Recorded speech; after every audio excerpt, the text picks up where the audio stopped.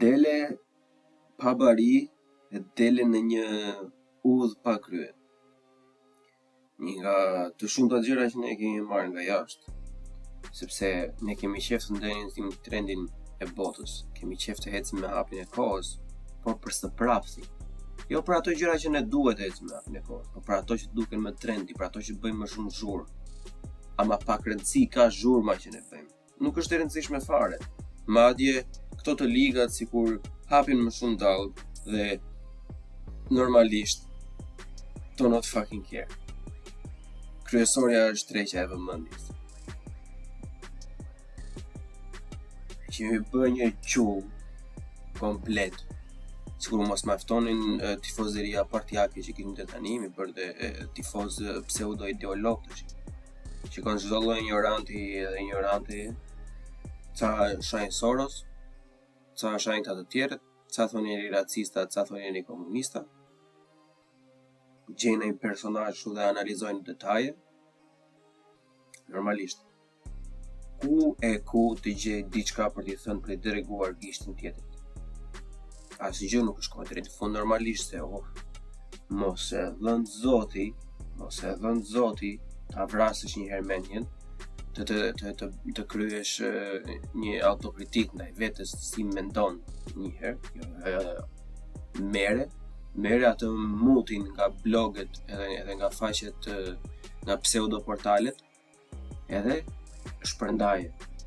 Pa e parë fare se çfarë ke për të shpërndarë. Shpërndaj një orë më përpara. Ndodhi kjo. E njëjta gjë. Me çdo lloj idiotësie që vjen në treg është e njëjta gjë. Dhe po doli Big Brother, ajo pa jesh kështu, ja drodhja saj, kjo filloi kështu, kjo bëri këtë, ai është pozitiv, ky është negativ. Dalin këngëtar, ajo ka dalë me këtë, ajo ka dalë me atë. Dalin figura jashtë, jo po ashtu, jo po kështu. Dolin Andrew Tate, jo është fliksir, shërjumi i lig, është i rrezikshëm. Është absurditet. Merë çdo lloj muti që prodhon CNN-i, edhe çdo lloj media e majt. Edhe merë shablon ashtu në cilë, shikoni, çfarë po ndodh, shikoni. Mos kuptoj se si vjen çik turp nga vetja. Përpara se robi të parrulloj, kështu si në kohën e komunizmit, parti, jemi gati kur do herë. Atëherë ishin rob dele kështu atë. Ashtu i thoshin ata? Ashtu thoshin ata. Jemi më të mirët në botë, është e veri, më të mirët në botë jemi dhe ta. E tani. Hapi portalet na i këta o shef na i ka kështu ose dëgjona, ka filluar me botrore tash. Sidomos kur haven temat e pseudo-feministëve tjera me zhakra me budalliqe. Ashtu tha ajo, është e kryer gjëja, nuk e diskutojmë më fare. Është e kryer, unë do të them fiks shablon siç e tha ajo, pa e pyetur në asnjë moment, sepse ky personi që unë po ndjek është idolli im dhe unë jam i martuar ideologjikisht me këtë dhe do e mbroj sado gabim tjetë deri në frymën e fundit. Antihumanizëm është ky. Sepse humanët janë krijuar për të mësuar gjithë kohës, për të diskutuar, duke plasur mendimet e tyre me njëri tjetrin dhe duke mësuar nga njëri tjetri, që do të thotë kur është e qartë që je gabim, kur është e qartë që diçka është mund. Humanët janë projektuar për ta lënë njanë këtë dhe për të marrë atë tjetrin që nuk është mund, ose që është më pak mund. Që nesër pas nesër jeta jote të jetë më e bukur. Jo, po aki.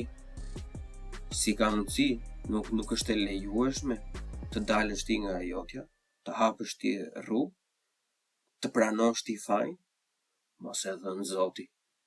Ti si? Kushte? Mos mund të kem faj. Është perfekt. Çdo gjë është perfekte. Thjesht para tjetër që nuk bie dakord me ty, edhe pse mund të ketë argumentin më të shëndetshëm. Pra, pala tjetër do jetë mizogjene, do jetë komuniste apo raciste apo nga të dyja. Se një mot është kjo. Si në të mbaj, si në të djathtë janë i njëjti mot me ngjyra të ndryshme. E njëjta erdhi në fund. Thjesht luajnë nga anë të kundërta të fushës. Çdo lloj inputi të mundshëm. jenë çdo lloj budalliku, në vend të ulesh tropi në tavolinë, nëse është interesuar për një lloj teme. Ore, zotri tash, unë këtë di. Edi Rama, këtë di unë, këtë di ti. Qa dim të tjerët, qa mund na thojnë në një tjetër? E diskutojmë edhe arrim në një konkluzion. Po jo, është më i miri në botë, jo, është më shkërdata në botë. Edhe në fund fare, largoheni të dy nga tavolina, ose sa jeni, dhe thotë, po i kësaj është me Ramën, po i kësaj është digjon me Berishën apo me Pashën. Shembull. Po me çdo figurë kështu funksionon kjo, edhe në sportin të gjitha. Dukem si Supreme, ne kemi atë spotlight efektin, e kemi jashtëzakonisht shumë të madh. Mendojmë se gjithkush është duke na parë ne. Të gjithë kohës. Sikur je protagonisti i lojës. Dhe është një nga gjërat më të frikshme, një nga gjërat më narcisiste që në fakt nuk do dëmtojë njëri tjetër përveç të personit, mendon ashtu. Sepse ajo pasyra e rreme do thyet në një farë kohë. Edhe do bien të gjitha ato copat e pasyrës. Dhe do shikosh fytyrën tënde të vërtet. Nuk mund të jetë asnjëri. Asun. Asnjëri, nuk ekziston asnjëri që gjithmonë është i saktë. Për këtë arsye diskursi publik nuk është aq i efektshëm si sa diskutimi. Sepse diskutimi në fakt është ai që sjell frytet e një civilizimi. Të diskutosh është arti i të bërit civilizimi. Ose inxhinieria. Qofse lejohet ta them. Nuk është asnjëri aq special sa për të menduar se çdo sy janë tek ata. Ama je special mjaftueshëm për të ndjerë një lloj detyrimi kundrejt shoqërisë, edhe për të dhënë kontributin tënd, por asnjëherë duke e parë vetëm si arenën tënde të boksit dhe duke i shtypur të drejtat apo hapësirat e komoditetit të tjerë. Sepse ti je i lirë të bësh çfarë duash me jetën tënde edhe me mënyrën se si diskuton, me mënyrën se si ti mendon, me mënyrën se si ti e përqafon jetën dhe e percepton botën rreth teje. Mund të bësh çfarë duar derisa prek interesat e dikujt tjetër. Dhe aty mbaron çdo lloj gjëje. Aty ti nuk je më asnjë gjë tjetër. Ti je thjesht dikush që nuk e kupton jetën dhe që nuk i di kufijtë e tij. Nuk i di kufijtë të qenit civil, që nuk i di kufijtë që njeriu duhet i tërheqë vetes për t'i lënë hapësirë tjetrit. Andaj them, së bashku, në mënyrë sa më të mirë, në mënyrë sa më objektive, pa degradime, të diskutojmë, të ndajmë mendime. Është vetëm ajo që na mban gjallë si njerëz. Në qoftë se do kishte një njeri që do kishte mundësi të bënte lek pa fund, të bënte lek ky individ. Por nuk do kishte asnjëherë mundësi të diskutonte me persona të tjerë. Ishte njeriu më mizerabël që do kishte jetuar ndonjëherë. Sepse kjo për ne është jetike. Dhe jo më kot luan një rol kaq të rëndësishëm në bërjen e shoqërisë edhe të civilizimeve.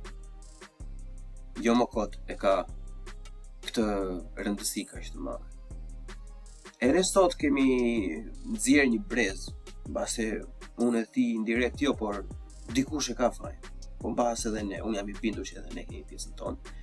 Kemi ngritur një lloj brezi që nuk duron të thosh dot asnjë gjë, nuk mund të kundërshtosh me ta sepse ata janë gjithmonë në të drejtë. Ja ti e gabim. Nuk e di. Të gjithë duhet të diskutojmë, të gjithë duhet të respektojmë dhe të gjithë duhet të mësojmë. Ky është gjithë mesazhi që unë gjatë gjithë kohës në podcast do t'jap, edhe shpresoj që sa më shumë njerëz ta kuptojnë këtë.